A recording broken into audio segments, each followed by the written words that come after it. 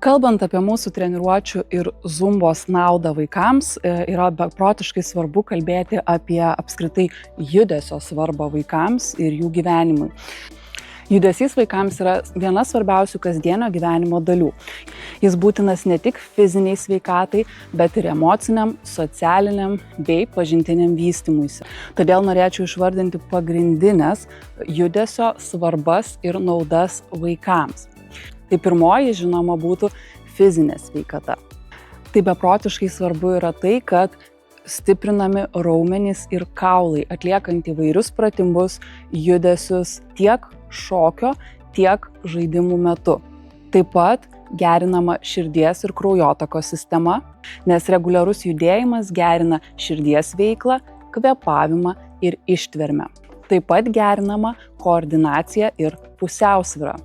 Vaikai treniruočių metu lavina judesių tikslumą, lankstumą ir kūno valdymą.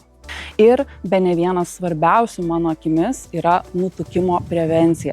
Iš tikrųjų, šiai dienai turime beprotiškai didžiulę problemą su mažamečių vaikų viršsvoriu ir nutukimu, ko pasekoje ateityje susilaukiama labai daug įvairių sveikatos problemų, išsivystančių iš šios pirmosios problemos.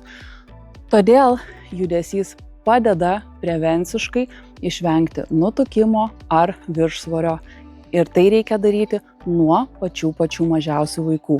Labai svarbu paminėti, kad yra svarbus kasdienis aktyvumas ir kasdienis judesys. Antroji sritis būtų pažintinė raida. Treniruočių metu gerinama atmintis ir dėmesys arba kitaip jo sutelktumas.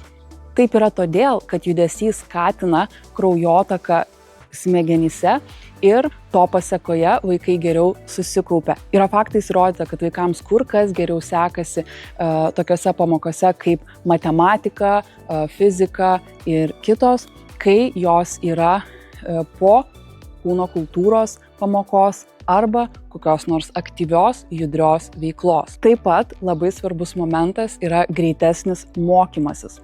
Taip pat moksliškai yra įrodyta, kad būtent judesys ir fizinis aktyvumas yra susijęs su geresniais vaikų akademiniais pasiekimais. Na ir žinoma, kūrybiškumas.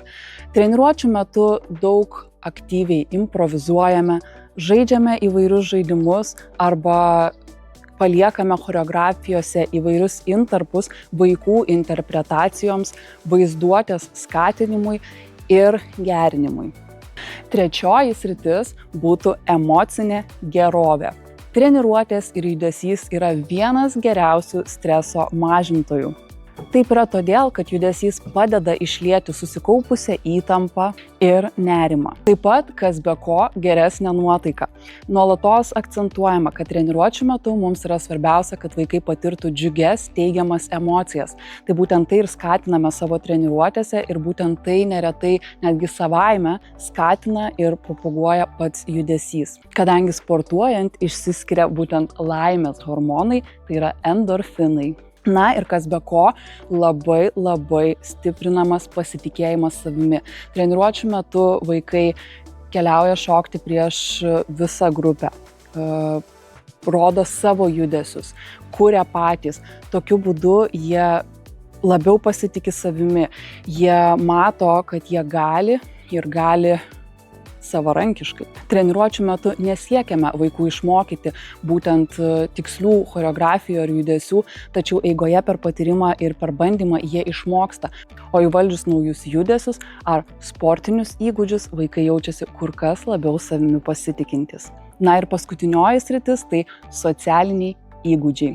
Tai kas be ko, treniruočių ir judesio metu yra lavinami bendradarbiavimo gebėjimai. Komandinių žaidimų metu arba tam tikrų specialių choreografijų atlikimo metu vaikai mokosi draugiškumo ir, kas be ko, taisyklių laikymosi, kas net neabejoju praverčia ir kasdieniame jų gyvenime. Taip pat vaikai mokosi ir lavina savo konfliktų sprendimo įgūdžius, nes fiziniai žaidimai ir tam tikros specialios choreografijos padeda išmokti susitarti, susiderinti, pasidalinti ar išmokyti vienas kito kažko. Ir turbūt vienas bene svarbiausių šiai dienai minimų faktorių, kuris praverčia ir tolimesnėme gyvenime, tai yra lyderystės įgūdžiai ir būtent lyderystės ugdymas. Nes būtent treniruočių metu kai kurie vaikai atranda gebėjimą vadovauti kitiems, lyderiauti, padėti, motyvuoti ir vesti visus, suburiant vieną didelę komandą. Šioje srityje labai daug padeda ir mūsų nuostabios, kompetentingos trenerės, kurios yra tikros lyderės ir nuo pat pirmųjų treniruočių visada įkvepia vaikus tokiais tapti.